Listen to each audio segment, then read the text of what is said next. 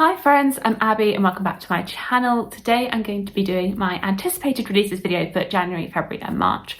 This is a series of videos that I've been doing for a good while now, so I will link the playlist down below which goes through anticipated releases for the past, I guess, couple of years now.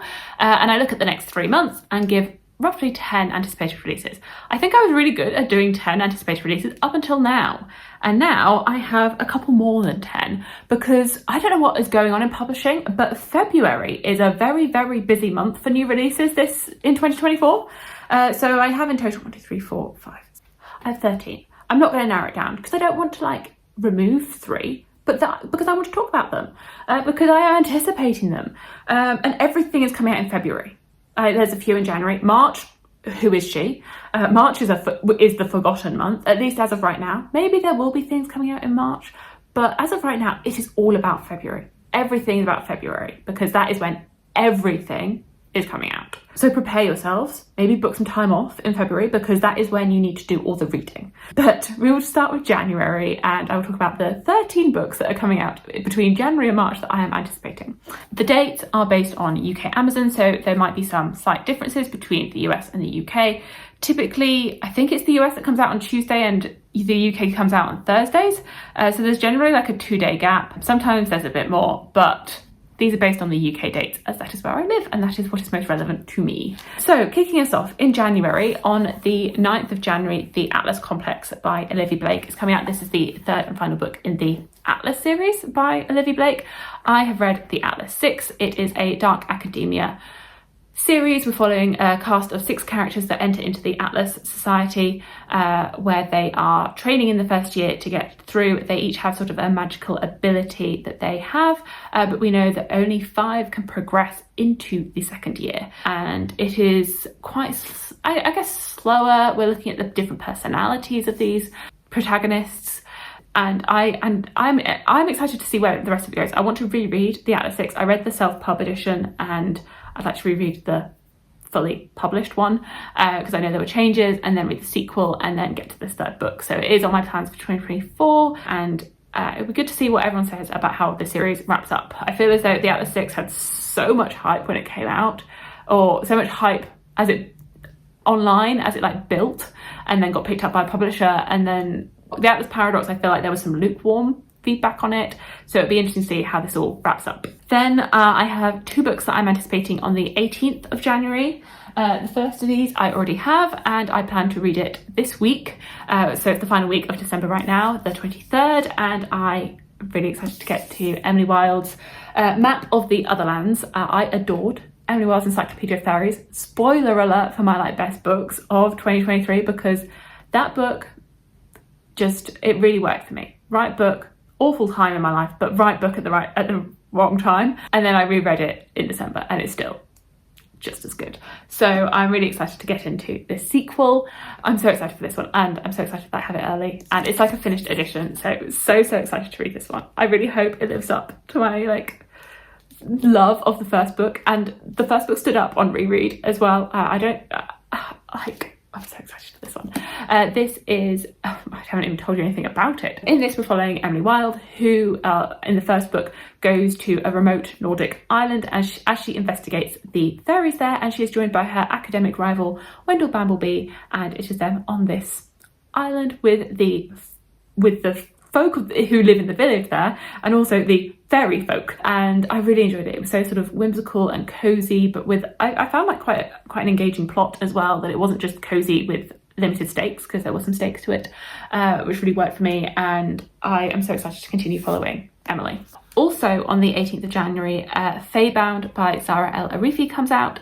So I recently read The Final Strife by her and absolutely loved it. Definitely going to be continuing on with that series this year. So this is a new series that she has, and it is a Fae story. I typically enjoy Fae stories. It's set in a fantasy world. We're following 2 sisters. One is a warrior in the Elven army, and one is trying to make a living as a diviner, seeking prophecies of a better future. However, when Yaran, who is the warrior, is exiled from the Elven lands, they are forced into the terrifying wilderness beyond the borders, and they encounter the impossible Fae court, which hasn't been seen in millennia. And so they're thrust into this seductive world, torn between their loyalties to each other, their elven homeland, and their hearts. I think there's LGBT romance in this.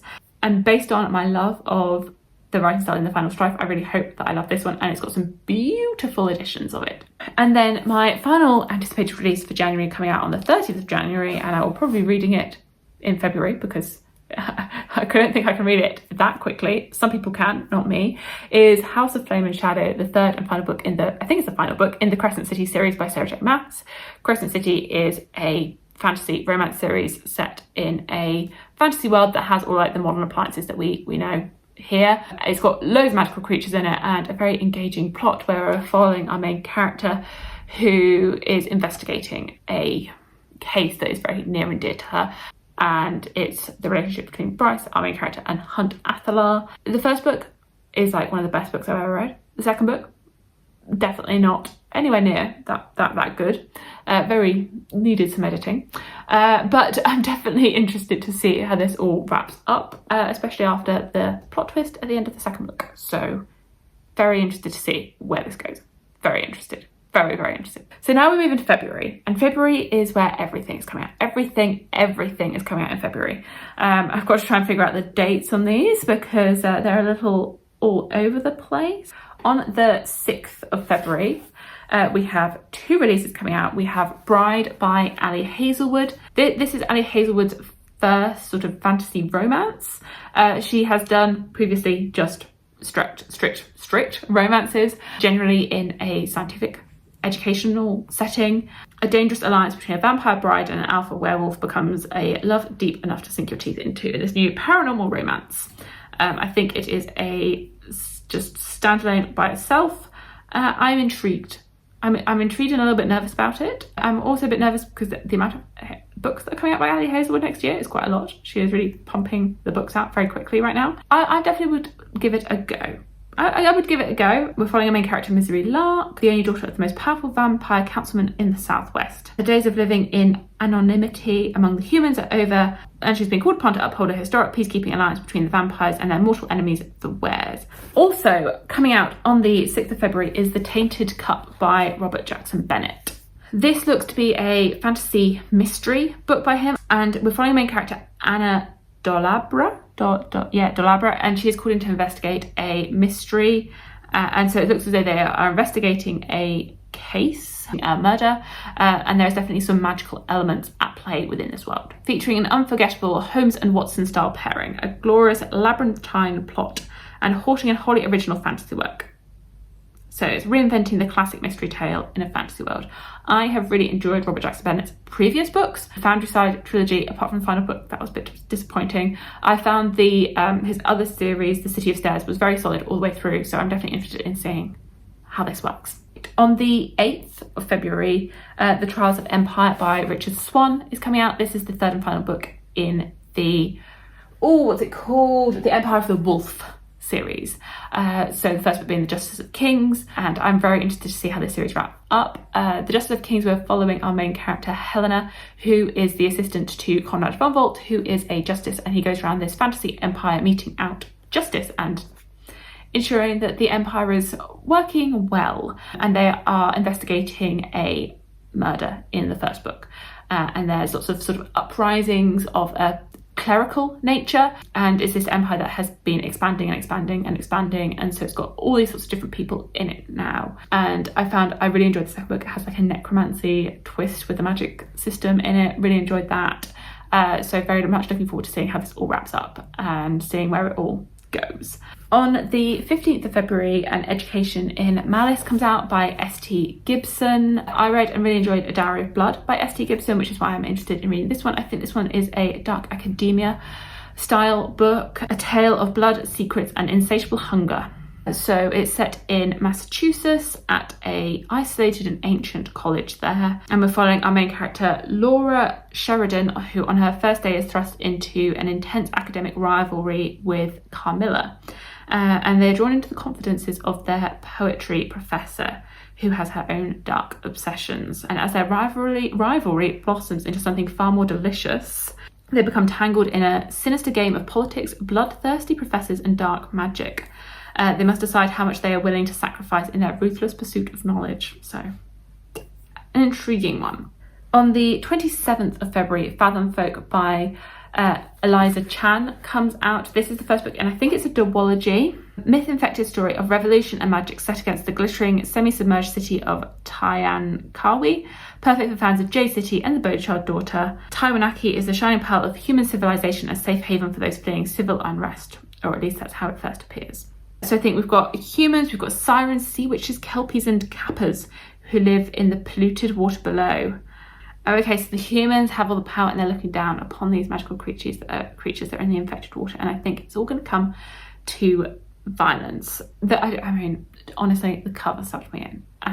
The cover sucked me into this one. Very interested to see where this goes. And it's been a very long time since I've read a sort of water creature fantasy book. I read a few growing up with mermaids, but it's been a very long time since I've read anything in recent years with mermaids in it. Also coming out on the 27th of February is A Fate Inked in Blood by Danielle L. Jensen, which is a new fantasy romance by her. I've read quite a few of Danielle L. Jensen's books, and so I'm definitely interested to see what she comes out with next. I do want to continue with the Bridge Kingdom series first, so I read like the original duology, but I do need to like get back to it and read the second duology in that series. A shield maiden blessed by the gods battles to unite a nation under a power-hungry king, while also fighting her growing desires for his fiery son in this Norse-inspired fantasy romance. Bound in an unwanted marriage, Freya spends her days gutting fish but dreams of becoming a warrior and of putting an axe in her boorish husband's back. Oh, drama. It sounds intriguing. It sounds, fantasy romance, Norse-inspired, witches, people battling each other, a power-hungry king, definitely intriguing. I don't know how many books are meant to be in this series, but I feel as though this is going to be a good fantasy romance. I have good feelings about it. And then on the 29th of February, it's a leap year book. I feel like that's a slightly weird release date. Is The Crimson Moth by Kristen Ciccarelli. I've read a few books by Kristen Ciccarelli. I read her, The Last Namsara. I read a couple of those books, really enjoyed them. This is another fantasy romance. There's I guess quite a lot of those coming out. Enemies to lovers, high stakes, witch and witch hunter falling in love. I think the witches are hunted.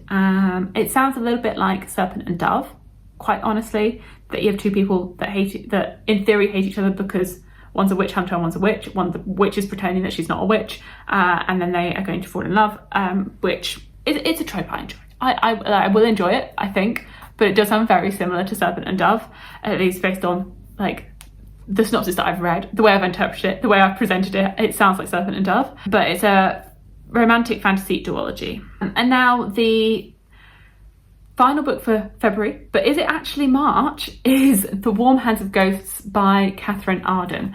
So I thought this was coming out in February, and Goodreads has it as the 13th of February. However, online, on Amazon, it says the 7th of March. So I don't know if it's been delayed, if it's a US, UK release date situation thing, but I'm very much anticipating it, The Warm Hands of Ghosts, whether it comes out in February or in March, whichever month, I am anticipating it. This is a new book by Catherine Arden. I have loved the Winter Night trilogy, and I haven't read her middle grade books, but this is her latest adult book. I know she's been working on it for years. It is a standalone, and it's set on the backdrop of World War I. I don't know if it's actually got any fantasy elements to it. It might just be historical. During the Great War, a combat nurse searches for her brother, believed dead in the trenches, despite eerie signs that suggest otherwise, in this hauntingly beautiful historical novel with a speculative twist. So I'm definitely interested in it. I'm definitely interested. I don't read that much historical anymore. I used to read a little bit more than I do now, but definitely interested in it. I feel like it's going to make me cry. And then the only other book that I have for March, because nothing's coming out in March it seems, is The Last Murder at the End of the World by Stuart Turton, which comes out on the 28th of March. So this is his latest release. I've read his previous two releases. They are twisty mysteries, I would describe them as. Solve the murder to save what's left of the world. Outside the island, there is a world destroyed by a fog that swept the planet, killing anyone it touched. On the island, it is idyllic. 122 villages and 3 scientists living in peaceful harmony. The villagers are content to fish, farm and feast, to obey their nightly curfew, to do what they're told by the scientists. Until, to the horror of the islanders, one of their beloved scientists is found brutally stabbed to death, and they learn the murder has triggered a lowering of the security system around the island, the only thing that was keeping the fog at bay. If the murder isn't solved within 92 hours, the fog will smother the island and everyone on it. So yeah, I feel as though he normally takes a mystery and then adds a little twist to it, so it's not a normal mystery based on his previous 2 books, which I have really thoroughly enjoyed. They are The 7 Deaths of Evelyn Hardcastle and The Devil in the Dark Water. So I've really enjoyed those, and definitely interested on what's going to happen with this one. So again, not my normal genre because I don't normally read mysteries, but I feel as though the way he sort of twists it, and it's not quite a normal mystery. It's not a normal mystery. That is the only book I have for March. Right, there we go. Those are my anticipated releases for January, February and March. Let me know if there are any that I have missed, that you have heard about, that you are really interested in, as there must be. I'm sure there are more out there. Like when I started making this list, I had like 10. I was like, right, I'm there. And then I was like, no, you've forgotten about these books, have you? Like these ones are coming out too. And I was like, oh no, I've got more than 10 now. I, of course, will link all of the Goodreads links down below for all of the books that I have mentioned. And thank you so much for watching, and I will see you in my future videos. Bye.